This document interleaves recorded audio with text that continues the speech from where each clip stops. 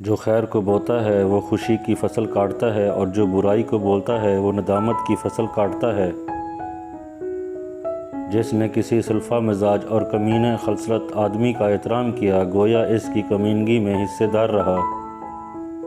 عزت و تکریم سے جس کی اصلاح نہیں ہوتی، ذلت و رسوائی اس کی اصلاح کر دیتی ہے۔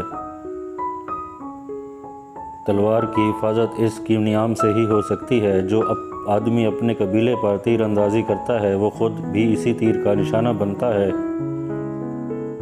اچھائی ایک خزانہ ہے، سخاوت سرداری ہے اور جہالت کمینگی ہے۔ اپنے ہم نشیں کی عزت کرو، تمہاری مجالس آباد رہیں گی۔ اپنے شریک کار کی حفاظت کرو، لوگ تمہاری پناہ لینے کے لیے مشتاق ہوں گے۔ جب تک کسی شخص کی عزت کو خست اور کمینگی کا داغ نہ لگے، اس وقت تک جو لباس بھی وہ پہنے وہی اسے خوبصورت لگتا ہے۔ بے شک شرفاء کی تعداد ہمیشہ قلیل ہوتی ہے۔ کمینہ صفت اور بدکردار بیویاں خاندانی شرف کو خاک میں ملا دیتی ہیں۔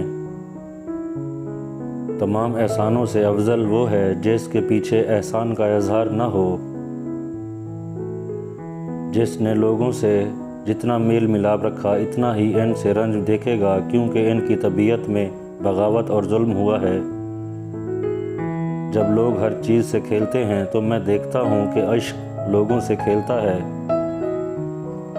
جب تک کوئی شخص تقوی کا لباس زیب تن نہ کرے گا، وہ ننگا ہے، اگرچہ اس نے کپڑے پہنے ہوں۔ عورتوں کا ظاہری حسن و جمال تمہیں نسب کی پاکیزگی سے غافل نہ کر دے۔ تمام دوستوں کا حوصلہ